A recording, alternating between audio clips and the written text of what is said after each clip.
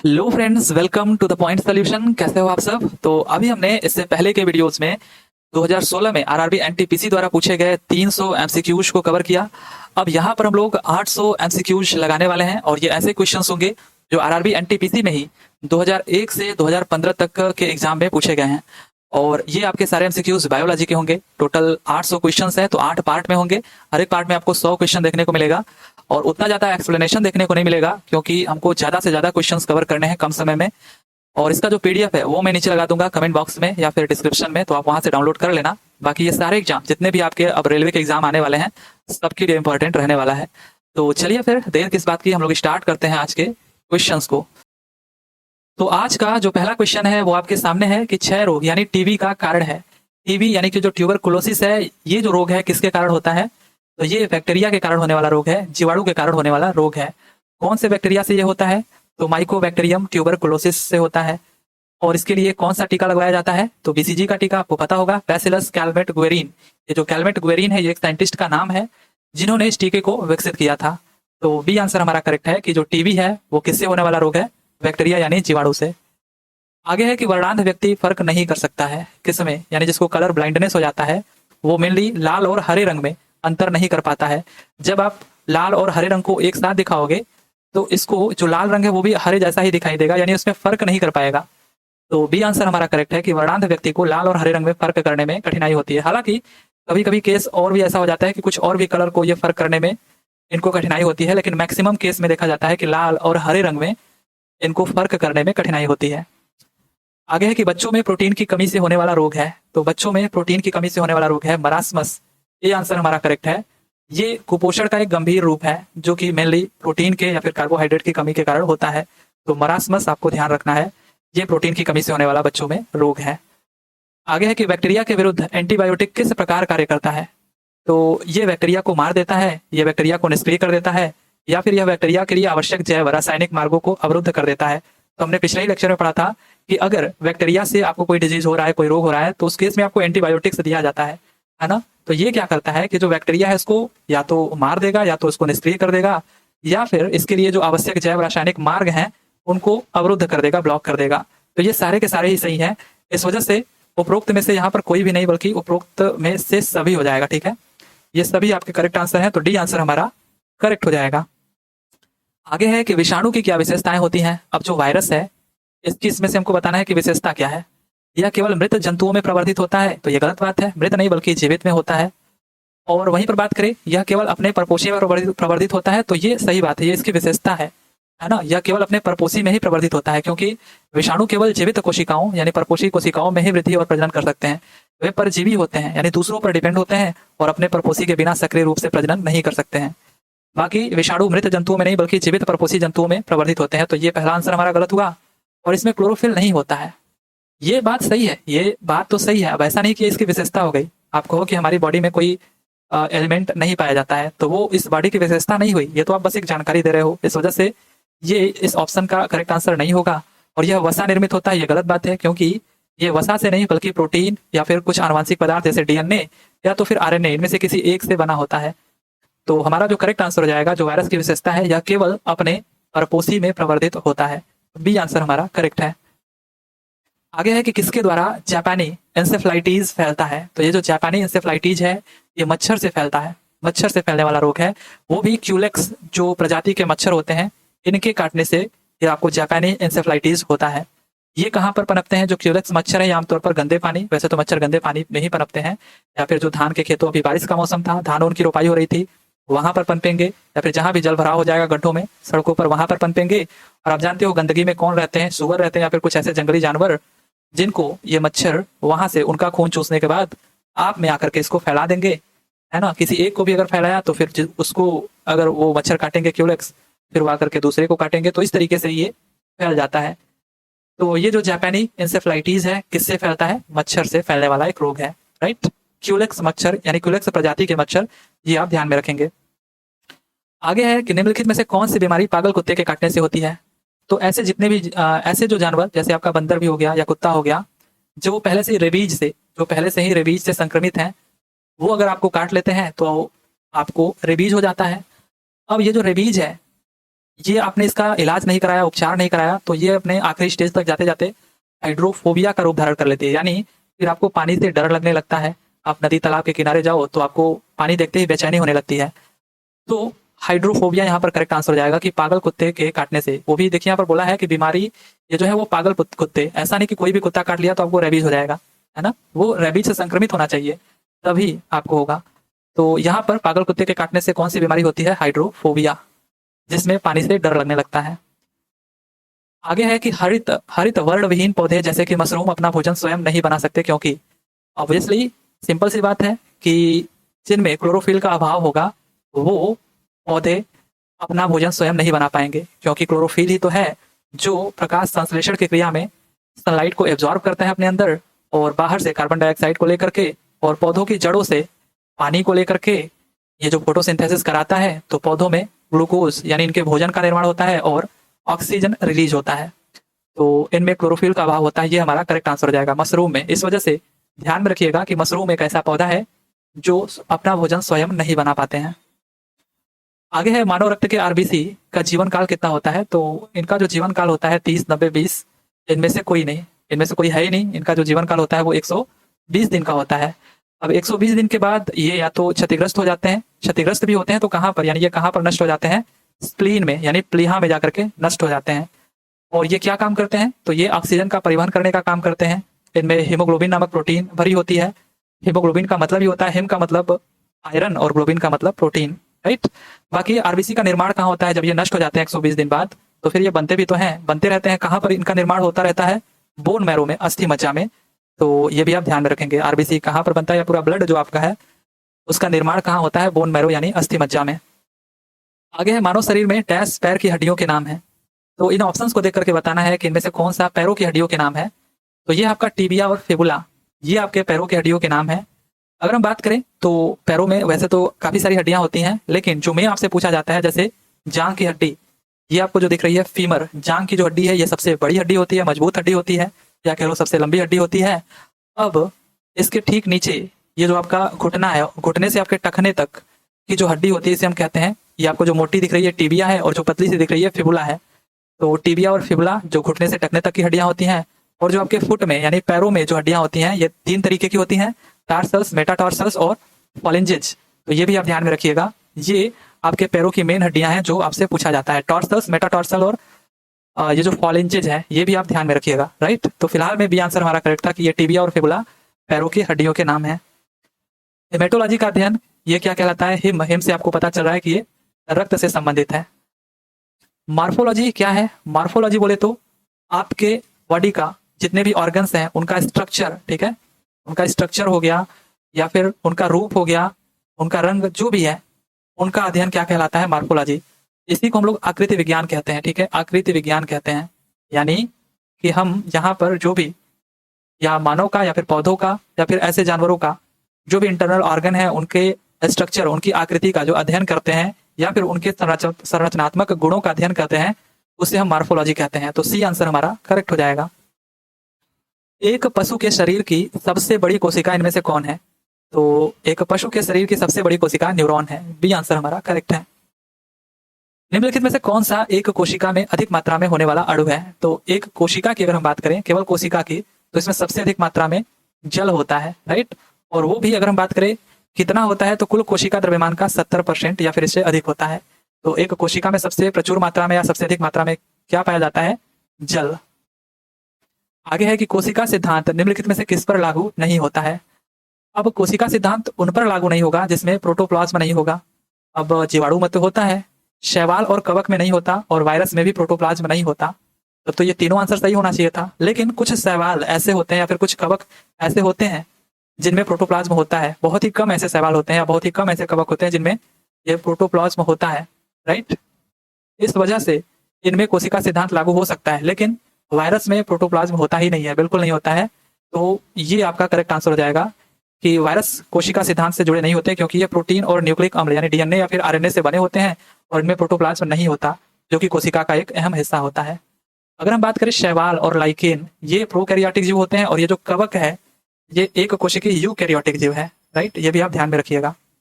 आगे है कि कोशिका प्रकार्यात्मक यानी फंक्शनल क्रियाओं का नियंत्रण कौन करता है। तो कोशिका में पूछ रहा है प्रकार्यात्मक या फंक्शनल क्रियाओं का नियंत्रण कौन करता है। तो बताइए, जैसे आपके शरीर के जितने भी अंग हैं उनको कंट्रोल कौन करता है, आपका ब्रेन करता है ना। तो जैसे आपके शरीर के डिफरेंट डिफरेंट अंगों के लिए कंट्रोल सेंटर आपका ब्रेन होता है, वैसे ही जो सेल है आपके बॉडी में जितने भी सेल्स हैं उनको कंट्रोल करने का, यानी उनके जो फंक्शनल या प्रकार्यात्मक क्रिया हैं इनको कंट्रोल करने का काम केंद्रक करता है ना। आपने देखा है सेल में केंद्रक मौजूद होता है। तो ये जो न्यूक्लियस है ये इनके जितने भी फंक्शनल एक्टिविटीज हैं उनको कंट्रोल करने का काम करता है। तो ध्यान रहेगा आपको, केंद्रक इसका करेक्ट आंसर हो जाएगा। आगे है, इनमें से कौन सी कोशिकाएं जड़ों से पौधों के अन्य भागों तक जल का परिचालन करती हैं। तो ये हो गया पौधों का जड़ और ये हो गया पौधा। पौधों के जड़ों से पानी को लिया, ठीक है, पानी को लिया पौधे ने और इसके डिफरेंट डिफरेंट हिस्सों तक पहुंचाया। तो ये काम किसने किया, ये काम किया जाइलम ने, ठीक है। ये याद में मैंने कराया था आपको कि ज से जाइलम और ज से जल, राइट। और वहीं पर पौधों में जो भी भोजन बन रहा है ना, प्रकाश संश्लेषण हो रहा है, भोजन बन रहा है, तो उसको आप कह सकते हो फल। तो इन फलों का ट्रांसपोर्टेशन इस पौधे के डिफरेंट डिफरेंट हिस्सों तक कौन कराता है। तो ये फ से फल, फ से फ्लोएम कराता है।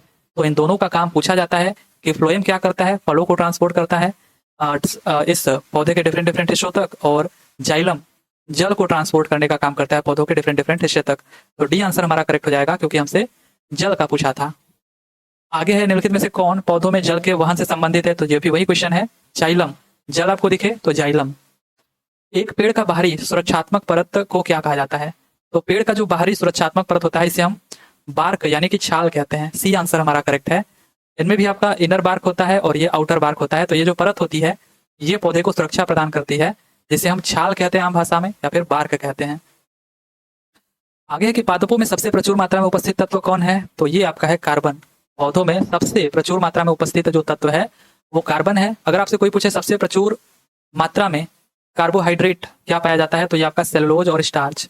ये पौधों में पाए जाने वाले सबसे प्रचुर कार्बोहाइड्रेट हैं, सेलुलोज और स्टार्च। ये भी आप ध्यान में रखिएगा। बाकी कुछ और भी तत्व पाए जाते हैं, आप उनको यहाँ से देख सकते हो, राइट। आनुवांशिकी के संदर्भ में डीएनए का अर्थ क्या है, deoxy ribo nucleic acid, right. एक सामान्य मानव शरीर कोशिका में क्रोमोसोम कितने होते हैं।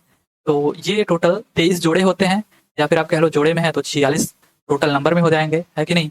तो आमतौर पर एक सामान्य इंसान के शरीर में 23 जोड़े गुणसूत्र होते हैं, यानी कुल संख्या 46 होती है।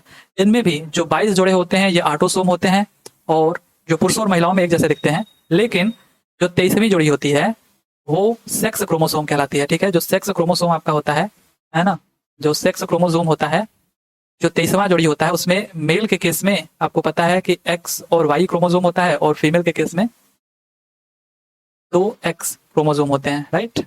तो डी आंसर हमारा करेक्ट है कि अगर सामान्य मानव शरीर के जितने भी कोशिकाएं हैं उनकी बात करें तो उसमें 46 क्रोमोसोम होते हैं। गुणसूत्र किससे संबंधित हैं। तो ये जो गुणसूत्र हैं ये आनुवंशिक लक्षणों के संचरण से संबंधित है।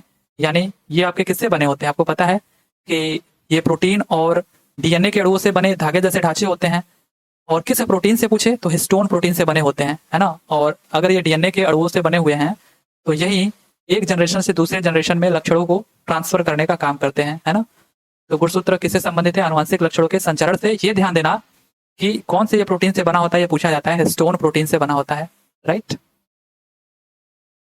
आगे है, उस विकल्प को चुनिए जो लीनियस अनुक्रम यानी लीनियस हायरार्की का सही आरोही क्रम दिखाता है।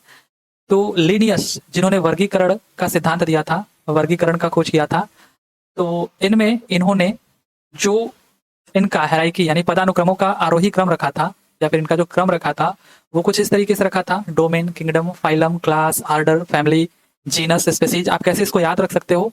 तो अगर आप डोमेन को फिलहाल में छोड़ दो तो आप ऐसे याद रख सकते हो कि KPC of GS, KPC of GS, K for kingdom, P for phylum, C for class, O for order, F for family, G for genus, S for species. लेकिन ध्यान देना ये हमको आरोही क्रम में लिखा है, यानी असेंडिंग ऑर्डर में लिखा है। तो छोटे से बड़े में आपको जाना है, ठीक है, छोटे से बड़े में। तो सबसे जो छोटी श्रेणी होती है वो स्पीसीज की होती है ना। इसमें ऐसे कम ऑर्गेनिज्म पाए जाते हैं, ऐसे कम ऑर्गेनिज्म होते हैं जो एक ही तरह के कैरेक्टरिस्टिक रखते हैं। जबकि जो किंगडम है या फिर जो डोमेन है, फिलहाल में इस ऑप्शन में डोमेन नहीं दिया गया है, तो ये जो है आपके, ये इनमें लार्ज नंबर ऑफ ऑर्गेनिज्म होते हैं जो एक ही तरह के कैरेक्टरिस्टिक रखते हैं। तो ये इसकी सबसे बड़ी श्रेणी है किंगडम, और सबसे छोटी श्रेणी स्पीसीज यानी प्रजाति है। तो आप इसको असेंडिंग ऑर्डर में बिठा दो तो स्पीसीज हो गया, फिर जीनस हो गया, फिर फैमिली, फिर ऑर्डर, क्लास, फाइलम, किंगडम। तो डी आंसर हमारा करेक्ट हो जाएगा। आगे है कि केचुआ निम्न में से कौन से प्राणी या संघ से संबंधित है? तो ये काफी इंपॉर्टेंट क्वेश्चन है, पूछा जाता है। केचुआ ये एनेलिडा से संबंधित है। सी आंसर हमारा करेक्ट है, ये एनेलिडा फाइलम या एनेलिडा संघ से संबंधित है। कैरोलस लिनियस को किसका जनक कहा जाता है? तो अभी हम लोग देख करके आ रहे हैं, कैरोलस लिनियस को वर्गीकरण विज्ञान का जनक कहा जाता है। डी आंसर हमारा करेक्ट है। मानव शरीर में निम्न में से किसका आकार या साइज सबसे बड़ा होता है? तो ये होता है त्वचा का। अब त्वचा आपके ऑप्शन में दिया ही नहीं गया है, तो फिर आप किसको टिक करोगे? यकृत यानी कि लीवर को। हालांकि आपसे क्वेश्चन पूछे हमारे शरीर का सबसे बड़ा इंटरनल ऑर्गन यानी आंतरिक अंग कौन सा है, तो वो आपका यकृत होता है। लेकिन केवल पूछे कि हमारे शरीर का सबसे बड़ा अंग कौन सा है, तो वो त्वचा होता है। हालांकि ऑप्शन में त्वचा नहीं था, नहीं तो त्वचा ही इसका करेक्ट आंसर होता। राइट। अब ये जो लीवर है ये सबसे बड़ा आंतरिक अंग है, साथ ही साथ ये सबसे बड़ी ग्रंथि भी है। यानी हमारे शरीर की सबसे बड़ी ग्रंथि कौन होती है, ग्लैंड कौन सी है? तो लीवर यानी यकृत। और इसका जो वजन होता है वो कुल वजन का लगभग 2% होता है। यानी इसका जो वजन होता है लगभग वो 1.35 से लेकर के 1.59 किलोग्राम होता है। जैसा आपका वजन हो, अगर आप 50 केजी के हो तो 1 केजी का होगा, अगर आप 60-70 जाओ तो ये ऐसे ही थोड़ा बढ़ेगा। तो ये वयस्क मनुष्यों की बात करी गई है कि लगभग इतना होता है। राइट। आगे है कि स्वादिष्ट भोजन देख करके मुंह में पानी आ जाता है, यह क्या है? तो ये एक न्यूरल रिस्पॉन्स है। जब बोर्ड ने इसका आंसर दिया था वो बी दिया था कि स्नायु संबंधी प्रतिक्रिया है, लेकिन ये पता नहीं क्यों दिया था कि स्नायु संबंधी है। ये आपका कोई इसका मैच ही नहीं बन रहा है। स्नायु तो आपका लिगामेंट होता है जो बोन से बोन को कनेक्ट करता है ना, जो बोन से बोन को कनेक्ट करने वाला होता है, लिगामेंट होता है, स्नायु होता है। ये आपका एक न्यूरल रिस्पॉन्स है कि जब भी आप स्वादिष्ट भोजन को देखते हो तो आपके मुंह में पानी क्यों आता है। ये स्वादिष्ट भोजन आपके ब्रेन को जैसे ही दिखता है तो आपका जो ब्रेन है इस पर रिस्पॉन्स करता है और ये सिग्नल भेज देता है आपके सलाइवरी ग्लैंड को, ठीक है, यानी लार ग्रंथि को। और ये यहाँ से लार का सिक्रेशन कर देता है। और ये लार का जो सिक्रेशन है वो भी कौन करवाता है ब्रेन का? तो मेडुला ऑब्लंगेटा जो होता है वो करवाता है। अब जैसे ही लार का सिक्रेशन होगा आप कहोगे कि हमारे मुंह में पानी आ गया। और यही जो लार है या जो सलाइवा है, यहीं से आपके भोजन का जो पाचन होने का पहला स्टेज शुरू हो जाता है, जिसमें टाइलिन एंजाइम होता है। राइट।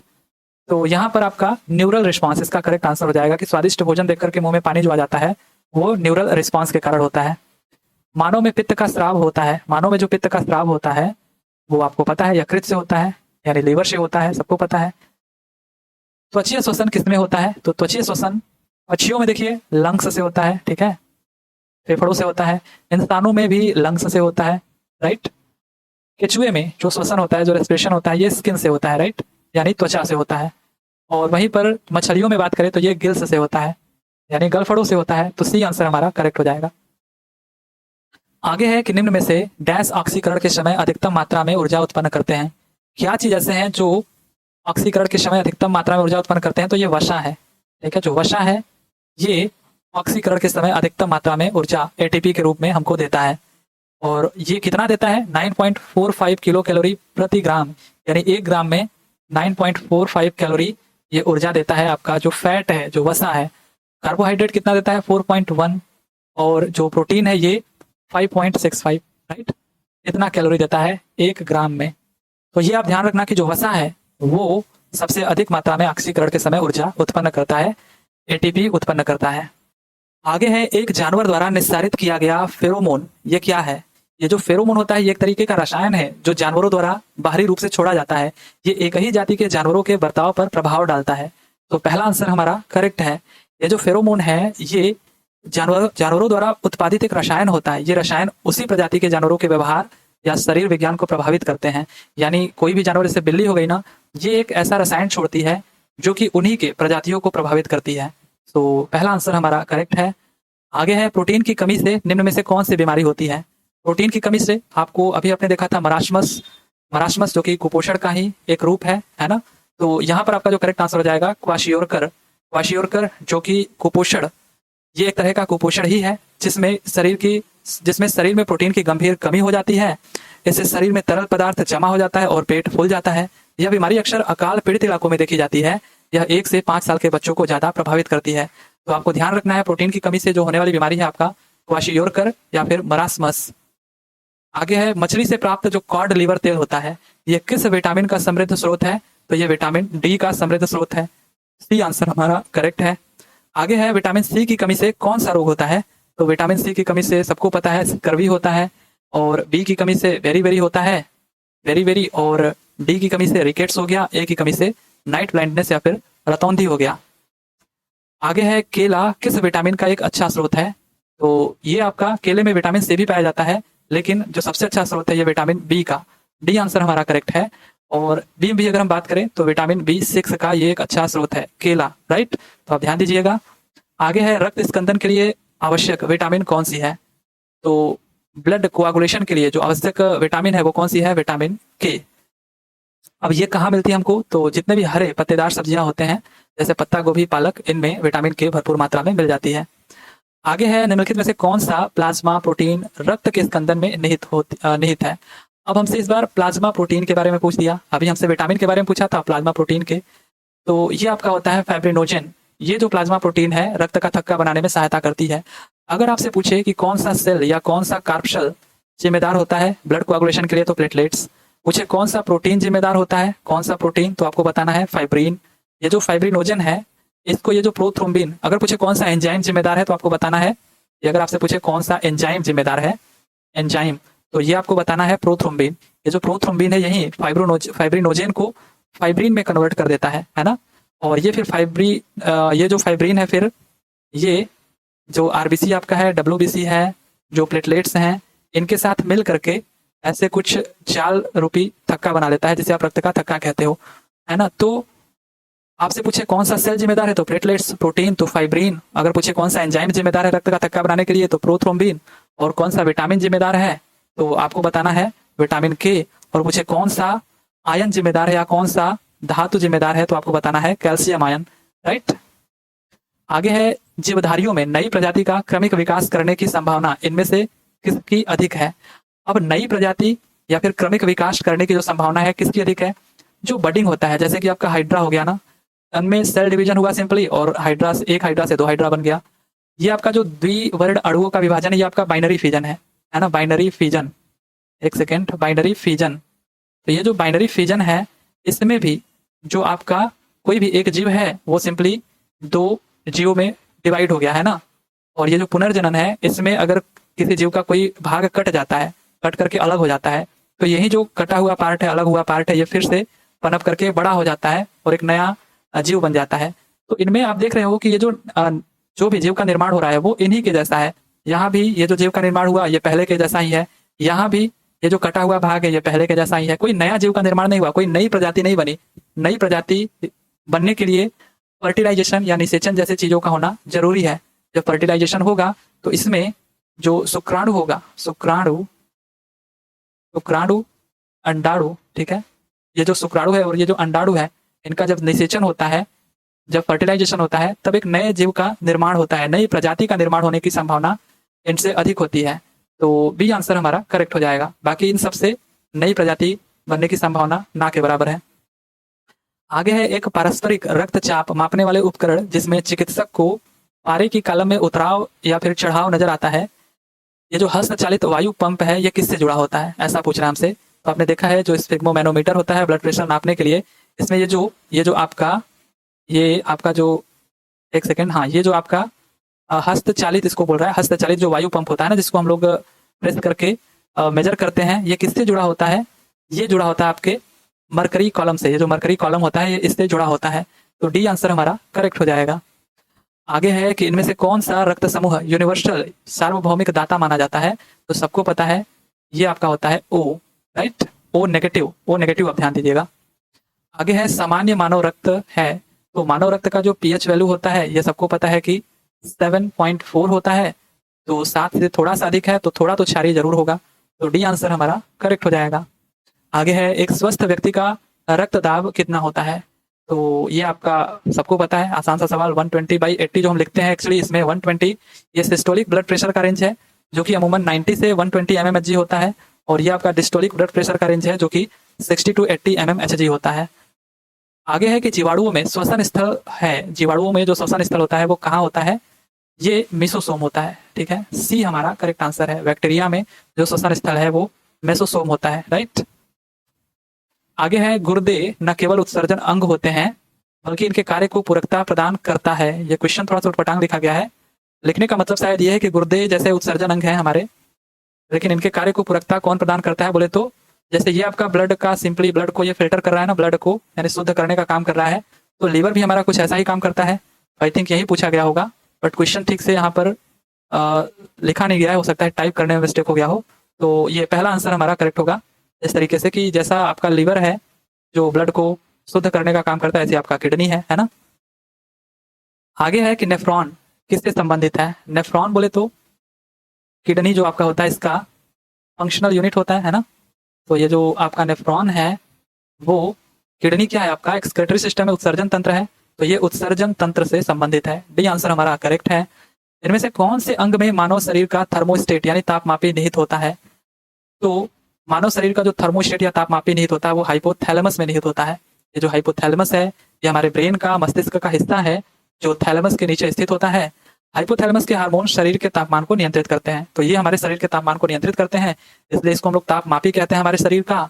और साथ ही साथ ये प्यास, भूख, नींद, मनोदशा और शरीर के अंदर दूसरे हार्मोन को भी मुक्त करते हैं। यानी हमें प्यास लगना, भूख लगना, नींद का आना, ये सब कौन कंट्रोल करता है, हमारा हाइपोथैलेमस। अगर यही हमारा खराब हो गया तो हमें ना प्यास लगेगा, ना भूख, ना नींद, तो हम बहुत बड़े बीमारी में पड़ जाएंगे, राइट। तो हाइपोथैलेमस को आप ध्यान देना, काफी इंपॉर्टेंट है, इसका बहुत सारा काम, बहुत सारा फंक्शन जो कि पूछा जाता है। आगे है सूत्र युग्मन और द्रुमाश्म किससे संबंधित है। इतना जटिल नाम हिंदी में लिखा गया है, मैं जो इसको देख पाया हूँ कि जो ये जो सूत्र युग्मन है ये आप एक बार सर्च कर लेना, ये शायद आपका डेंड्रॉइड है, और ये जो द्रुमाश्म है ये आपका साइनेप्स है।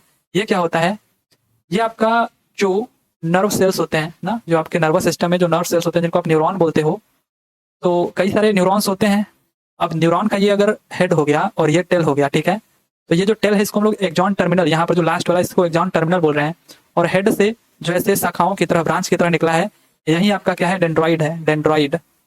अब ये जो डेंड्रॉइड है और ये जो एक्सॉन टर्मिनल है, एक्सॉन टर्मिनल, आप देखोगे तो जो कई सारे न्यूरॉन्स एक दूसरे से जुड़े होते हैं, ऐसे नहीं होते हैं कि डेंड्रॉइड डेंड्राइड से जुड़ जाएगा या इसका सर से जुड़ जाएगा। एक डेंड्रॉइड का जो पिछला हिस्सा यानी पूंछ होता है या फिर एक्सॉन जो टर्मिनल होता है वो दूसरे न्यूरॉन्स के डेंड्रॉइड वाले हिस्से से जुड़ा होता है ना, डेंड्रॉइड ये जो ब्रांच की तरह निकला है उससे जुड़ा होता है। जैसे कि यहाँ पर देखो, एक यहाँ पर ये इसका सर वाला हिस्सा हो गया, इसका ये पीछे वाला हिस्सा, अब ये जो दूसरा न्यूरॉन है इसके सर वाला हिस्सा और इसके पीछे वाला हिस्सा। तो यहाँ पर जो डेंड्रॉइड है और ये जो एक्सॉन टर्मिनल है जिससे जुड़े हैं, इनके बीच में कुछ गैप होता है, उस गैप को हम साइनेप्स कहते हैं। तो यही जो आपका लिखा गया है शायद द्रुमाश में, ये साइनेप्स से ही लिखा गया है। तो ये किससे संबंधित है, ये हमारे स्नायु नहीं स्नायु कोशिका से संबंधित है, यानी ये आपके तंत्रिका कोशिका से संबंधित है। इसका लिखने का मतलब है ये हमारे तंत्रिका कोशिका से संबंधित है, राइट। आगे है कि मनुष्यों में जो मांसपेशियों को हड्डियों से जोड़ने वाला ऊतक है वो क्या कहलाता है। बोन को अगर मसल्स से जो कनेक्ट करके रखता है, ठीक है, वो क्या होता है, कंडरा, यानी ये आपका टेंडन होता है, टेंडन कहते हैं इंग्लिश में, कंडरा। जबकि बोन को बोन से कनेक्ट करने का काम कौन करता है, ये लिगामेंट करता है, राइट, लिगामेंट। आगे है हमारे शरीर में किस अम्ल के कारण पीड़ा होती है। जब भी कोई आप हार्ड वर्क कर रहे होते हो, हार्ड वर्क, या फिर आप रनिंग कर रहे होते हो, दौड़ रहे होते हो, या फिर कोई वजन चीज उठाए हुए होते हो और काम कर रहे होते हो, तो आपकी मांसपेशियों में थोड़ा दर्द होने लगता है, आप थकान महसूस करने लगते हो। तो ये किसके कारण होता है, हमारे शरीर में लैक्टिक एसिड बनने के कारण होता है, क्योंकि ऐसे समय में थोड़ा हमको सांस लेने में दिक्कत होती है और उस टाइम पे एनएरोबिक रेस्पिरेशन होता है, यानी ऑक्सीजन के एब्सेंस में रेस्पिरेशन होता है, श्वसन होता है। और जब भी ऑक्सीजन के एब्सेंस में रेस्पिरेशन होता है तो ऐसे केस में लैक्टिक एसिड हमारे शरीर में बनता है और ये थकान का कारण बनता है, या हमारे मांसपेशियों में दर्द का कारण बनता है। आगे है एक औसत वयस्क मनुष्य के कंकाल में हड्डियों की कुल संख्या कितनी होती है, तो 206 होती है। और इंसुलिन हार्मोन का श्रावण डैश से होता है, तो इंसुलिन जो होता है ये पैनक्रियाज, ठीक है, ये आपका पैनक्रियाज या अग्नाशय के बीटा सेल से स्रावित होती है इंसुलिन, राइट। तो डी आंसर हमारा करेक्ट हो जाएगा। आगे है कि ट्रिपल वैक्सीन टीका नवजात शिशु को निम्न में से किस रोग के खिलाफ प्रतिरोधक क्षमता प्रदान करती है। तो ट्रिपल वैक्सीन बोले तो डी, पी और टी, यानी डिप्थीरिया, पर्ट्यूसिस और टिटनेस, ये ऐसे रोग हैं जिनके खिलाफ प्रतिरोधक क्षमता प्रदान करती है ट्रिपल वैक्सीन। तो डिप्थीरिया आपका हो गया, पर्ट्यूसिस बोले तो काली खांसी, और टिटनेस। सो बी आंसर हमारा करेक्ट हो जाएगा कि काली खांसी, टिटनेस और डिप्थीरिया रोगों के खिलाफ ये जो ट्रिपल वैक्सीन है प्रतिरोधक क्षमता प्रदान करती है। आगे है कि डीपीटी के उपयोग से रोकथाम होती है। अभी हम लोग देख रहे थे कि 6 रोग का नहीं, पीलिया का नहीं, बल्कि डिप्थीरिया का रोकथाम करने के लिए ये उपयोगी है। साथ ही साथ पर्ट्यूसिस और टेटनस का भी, ये जो डिप्थीरिया होती है इसमें सांस लेने में तकलीफ होता है, दिल की गति का रुकना, ये सब डिप्थीरिया के कारण है, लक्षण है कह सकते हैं। पर्ट्यूसिस एक गंभीर बीमारी है जिसे सांस लेने में दिक्कत होती है, ये भी कुछ उसी तरीके का है और यह बचपन की सबसे आम बीमारियों में से एक है।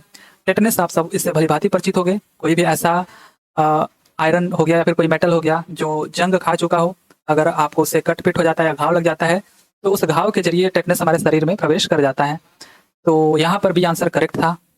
आगे है, निम्नलिखित में से कौन सा असंचरणीय रोग है? असंचरणीय बोले तो जो चरण यानी जो ट्रांसफर नहीं हो सकता, एक व्यक्ति से दूसरे व्यक्ति में ट्रांसफर नहीं हो सकता ऐसे ही डायरेक्टली हवा के माध्यम से। तो खसरा या फिर रोहिणी जिसको हम डिप्थीरिया कहते हैं, तो खसरा आपका मार्बेली वायरस से होता है। ये वायरल डिजीज है।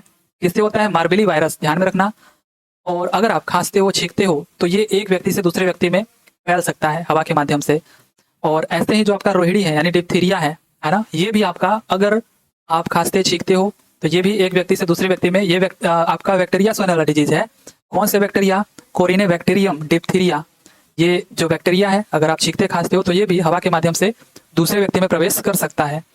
और ये जलतांक पता नहीं कौन सा है, हिंदी में मुझे समझ में नहीं आ रहा है, बट इतना पता है कि जो मधुमेह है ये आपका असंचरणीय है, यानी कि ये एक व्यक्ति से दूसरे व्यक्ति में ट्रांसफर होने वाला डिजीज नहीं है। तो डी आंसर हमारा करेक्ट हो जाएगा। आगे है कि इनमें से कौन सा सामान्यतः चूहा, पिस्सू यानी रैट फ्ली से संक्रमित होता है? तो रैट फ्ली नाम सुनते ही आपको पता चल गया होगा कि ये प्लेग है। इससे प्लेग जैसी जो महामारी थी वो होता है। ये जो प्लेग है यर्सीनिया पेस्टिस नाम के बैक्टीरिया की वजह से फैलने वाला बीमारी है। तो एक तो ये बैक्टीरिया से होने वाला बीमारी है। कौन से बैक्टीरिया से?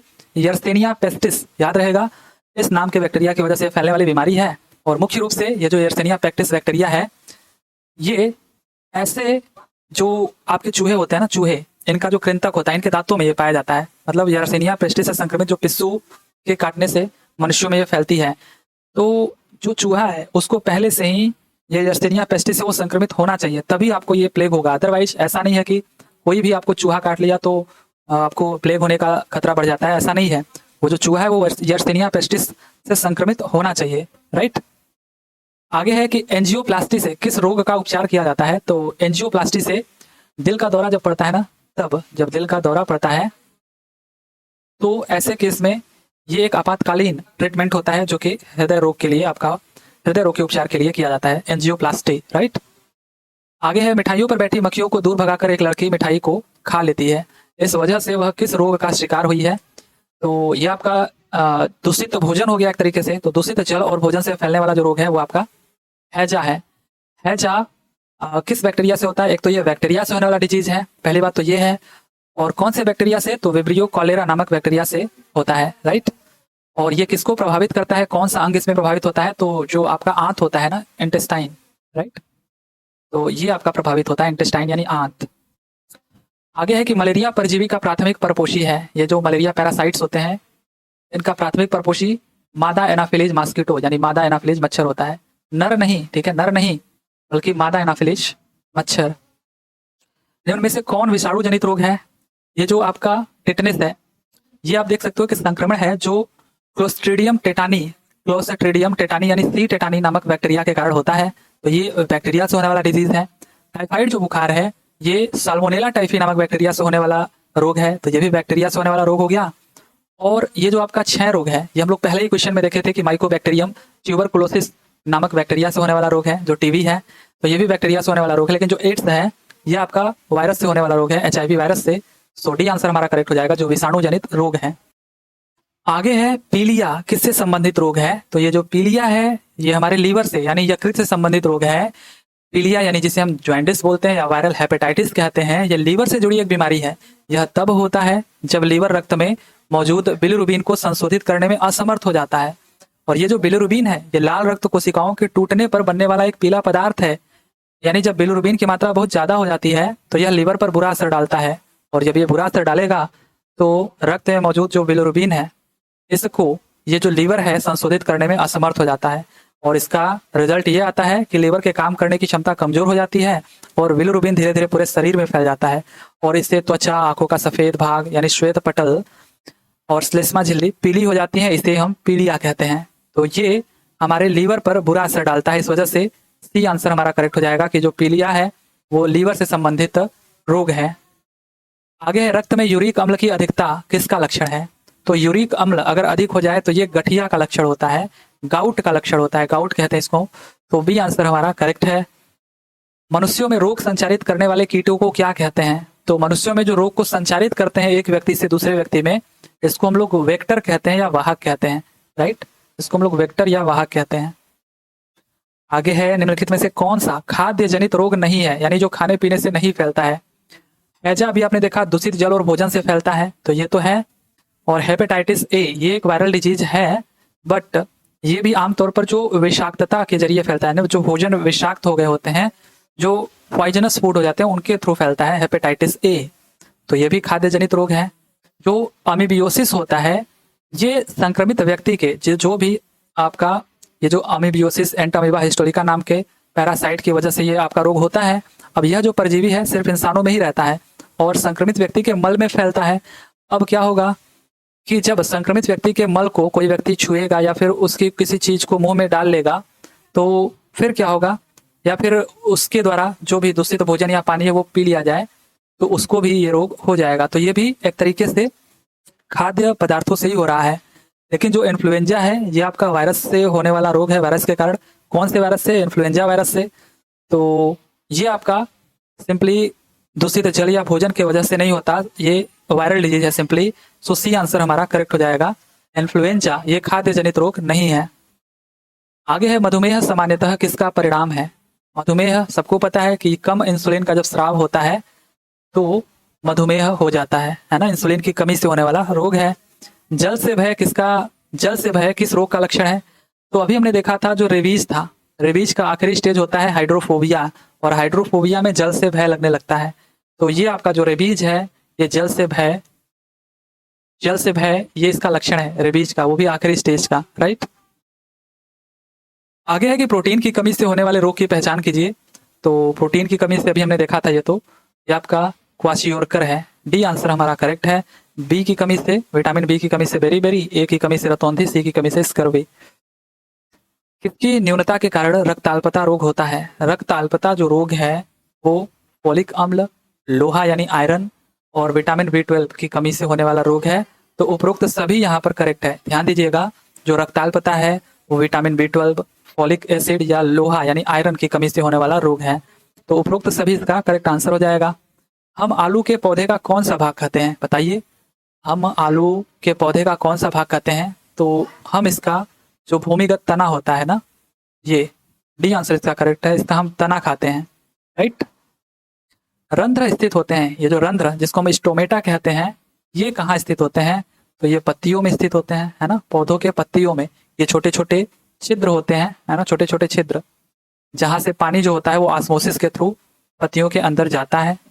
अब देखिए यहाँ पर ये पौधों में पानी का अवशोषण मूल रोम द्वारा एक प्रक्रिया से होता है, वह क्या कहलाता है?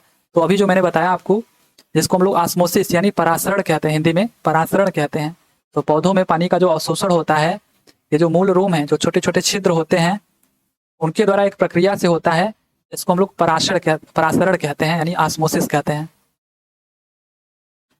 केचुए के जरिए मृदा की उर्वरता बढ़ाने की प्रक्रिया को क्या कहते हैं? तो केचुए के जरिए यदि मृदा की उर्वरता बढ़ रही है तो इसे हम लोग वर्मी कंपोस्टिंग कहते हैं। वर्मी कंपोस्टिंग, बी आंसर हमारा करेक्ट है। प्राकृतिक रूप से मृत पशु को या किसी अन्य पशु द्वारा मारे गए पशु के शव को जब कोई अन्य पशु भक्षण करता है तो यह संबंध क्या कहलाता है? तो यह संबंध सिंपली मुर्दाखोर कहलाता है। सी आंसर हमारा करेक्ट है। आगे है सामान्यतः किस प्राणी की त्वचा से मोरक्को चर्म यानी मोरक्को लेदर प्राप्त किया जाता है? तो जो आप लेदर के दस्ताने या फिर जूते या फिर कोई भी ऐसे लेदर टाइप के कपड़े जो होते हैं वो किस प्राणी की त्वचा से बने होते हैं? तो ये मेनली आपका बकरी, सी आंसर हमारा करेक्ट है। ये बकरी के खाल से प्राप्त किया जाता है। सो सी हमारा करेक्ट आंसर है। आगे है कि पौधों का लाल रोग यानी जिसे हम विगलन कहेंगे, ये किसे प्रभावित करता है? तो जो लोग गांव में रहते होंगे उन्होंने देखा होगा कि गन्ने में, जिसको ईख बोलते हैं, इसमें ऐसे लाल लाल कलर से ये हो जाते हैं, लाल लाल जैसे हो जाते हैं, जैसे लगता है पूरा दीमक इनको खा गया हो, कुछ उस टाइप से। तो ये आपका जो विगलन रोग है ये गन्ने को प्रभावित करता है। सी आंसर हमारा करेक्ट है। तो इस रोग का नाम याद रखिएगा, ये विगलन रोग है जो गन्ने को अफेक्ट करता है। आगे है दूध से दही बनाने का काम कौन करता है? तो दूध से दही बनाने का काम जीवाणु यानी बैक्टीरिया करता है। कौन सा बैक्टीरिया करता है? तो जो लैक्टोबैसिलस बैक्टीरिया करता है, राइट। तो यहाँ पर डी आंसर हमारा करेक्ट हो जाएगा। आगे है कि पेड़ की आयु का निर्धारण होता है। तो पेड़ की जो आयु है इसका निर्धारण हम कैसे करते हैं? पेड़ों में जो छल्ले बने होते हैं, जो रिंग बने होते हैं ना, उनसे करते हैं। So to determine the age of a tree, the number of growth ring और annual rings present inside it trunk is used. तो बी आंसर हमारा करेक्ट हो जाएगा। वार्षिक वलय की संख्या से, जो एनुअल रिंग होते हैं उनकी संख्या से हम पेड़ों की आयु का निर्धारण करते हैं। फलों के रस के परीक्षण के लिए किस रसायन का उपयोग किया जाता है? तो फलों के रस के परीक्षण के लिए हम सोडियम बेंजोएट इस केमिकल का यूज करते हैं। इसका जो फार्मूला है वो Na C7H5O2 है। तो याद रखिएगा Na C7H5O2 ये सोडियम बेंजोएट है। हो सकता है आपको डायरेक्ट ये फार्मूला ही दे कि सोडियम बेंजोएट का फार्मूला क्या होता है, या फिर डायरेक्ट ये फार्मूला ही आंसर में दे कि फलों के रस के परीक्षण के लिए कौन सा केमिकल यूज किया जाता है। डिप्थीरिया बीमारी प्रभावित करती है। तो डिप्थीरिया ये नाक और गले की बीमारी है ना। ये गले को एक्चुअली ब्लॉक कर देती है। कुछ इसमें एक भूरे कलर का कुछ मटेरियल होता है जो इसको ब्लॉक कर देता है। बहुत ज्यादा डीप में ना जानते हुए बस आप इतना जानो कि इसके ब्लॉक हो जाने से हमें सांस लेने में कठिनाई होने लगती है, राइट। तो ये आपका डिप्थीरिया जो रोग है ये नाक और गले को प्रभावित करती है। बी आंसर हमारा करेक्ट हो जाएगा। आगे है कि विटामिन के की कमी के परिणाम स्वरूप क्या हो सकता है। तो अभी हम पढ़ के आ रहे हैं कि विटामिन के की कमी से आपको ब्लीडिंग हो सकती है, यानी कि रक्त का थक्का नहीं बनेगा। आपको चोट अगर लग गया है और ब्लीडिंग हो रही है तो इसका थक्का जल्दी नहीं बनेगा अगर आपके शरीर के अंदर विटामिन के की कमी है। तो यहाँ से हम रिलेट कर सकते हैं कि डी आंसर हमारा करेक्ट हो जाएगा। शल्य क्रिया के उपरांत रक्तस्राव हो सकता है, यानी अगर आपकी सर्जरी हुई है तो उसके उपरांत ब्लीडिंग हो सकती है। डी आंसर हमारा करेक्ट हो जाएगा। आगे है कि पार्किंसन रोग से निम्न में से कौन सा अंग प्रभावित होता है। तो पार्किंसन रोग का आप नाम बस याद रखना। ये जो पार्किंसन रोग है ये हमारे बेसिकली ब्रेन से रिलेटेड है, मस्तिष्क से रिलेटेड है, या फिर कह लो मस्तिष्क और रीढ़ की हड्डी में होने वाला एक विकार है ये। तो आप इसको पूरा कह सकते हो कि ये हमारे सेंट्रल नर्वस सिस्टम को अफेक्ट करता है। जो हमारा सेंट्रल नर्वस सिस्टम होता है यानी तंत्रिका तंत्र होता है उसको अफेक्ट करता है पार्किंसन रोग, राइट। आगे है कि क्वाशियोरकर रोग किसकी कमी से होता है। तो ये जो क्वाशियोरकर रोग है ये बेसिकली प्रोटीन की कमी से होने वाला रोग है। ये हम लोग देख चुके हैं।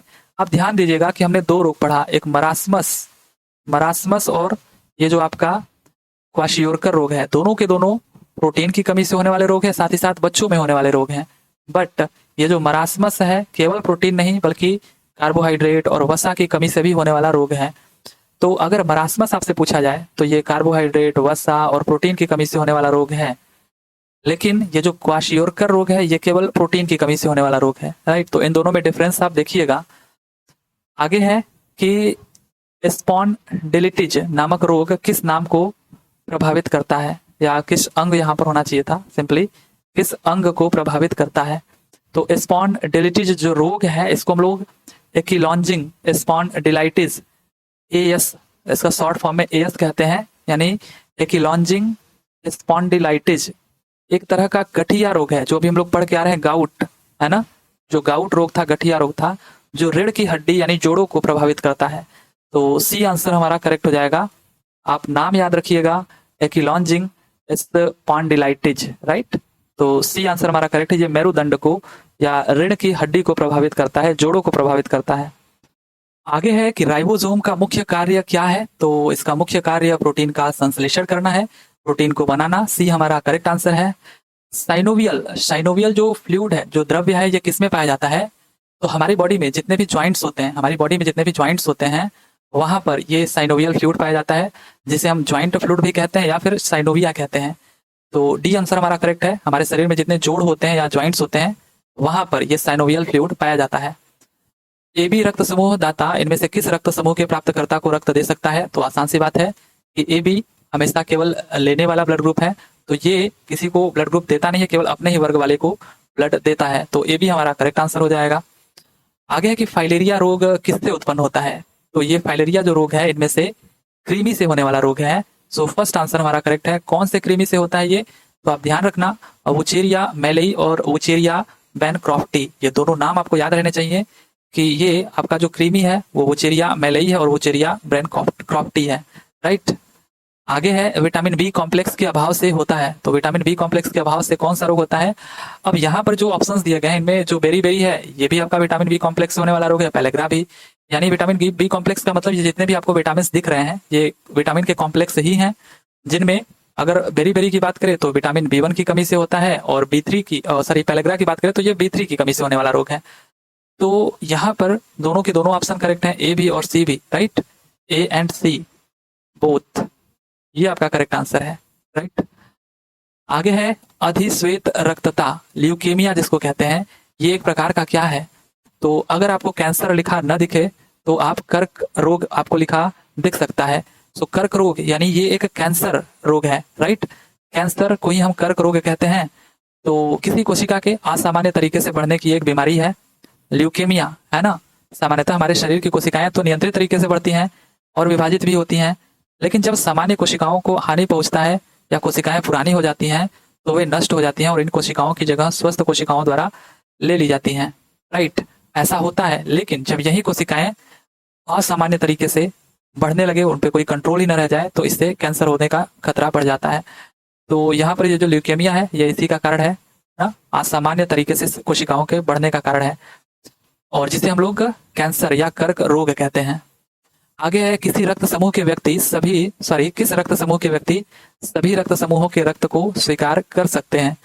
तो भैया ये ए भी आपका हो गया, है ना। ए भी जो ब्लड ग्रुप है ये सभी ब्लड ग्रुप को एक्सेप्ट कर सकता है। आनुवांशिकी के जनक कौन थे? तो आनुवांशिकी के जो जनक थे वो ग्रेगर जॉन मेंडल थे। ये कई बार क्वेश्चन पूछा गया है। निम्न में से कौन सा कथन सही है? पौधे अपनी पत्तियों में भोजन मंड के रूप में, यहाँ पर होगा मंड के रूप में संग्रहित करते हैं। तो ये बिल्कुल सही बात है। पौधे अपनी पत्तियों में भोजन को मंड बोले तो स्टार्च, राइट, स्टार्च के रूप में संग्रहित करते हैं। तो ये सही बात है। पौधे अपनी पत्तियों में क्लोरोफिल के बिना भोजन बना सकते हैं, बिल्कुल गलत बात है। वर्षा के जल से आवश्यक खनिज पत्तियों द्वारा अवशोषित किए जाते हैं, नहीं। आवश्यक जल और आवश्यक खनिज ये कह रहा है वर्षा के जल से कह रहा है ये अवशोषित किए जाते हैं, तो ये गलत बात है। बल्कि ये जड़ों से, पौधों की जड़ों से अवशोषित किए जाते हैं। आगे है कि पौधे अपनी जड़ों द्वारा मिट्टी से भोजन अवशोषित करते हैं, नहीं। पौधे अपनी जड़ों से क्या अवशोषित करते हैं? जल और खनिज, राइट, जल और खनिज। तो ये आपका पहला आंसर करेक्ट हो जाएगा। यही एक यहाँ पर सही कथन था। प्रकाश संश्लेषण यानी फोटोसिंथेसिस में ऑक्सीजन प्राप्त होती है। प्रकाश संश्लेषण यानी फोटोसिंथेसिस में जो ऑक्सीजन प्राप्त होती है हमको पानी से प्राप्त होती है ना, वाटर से प्राप्त होती है। आगे है चेचक के टीके की खोज किसने की?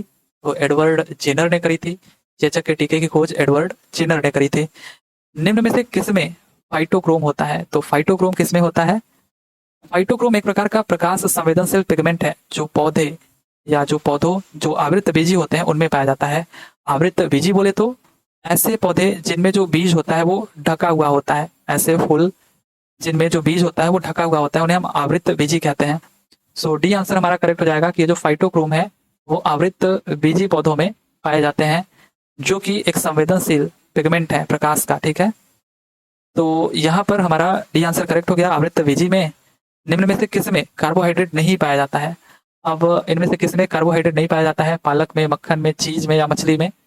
तो यहाँ पर तो सब में ही थोड़ी थोड़ी अमाउंट में कार्बोहाइड्रेट पाया जाता है। तो आप किसको टिक करोगे?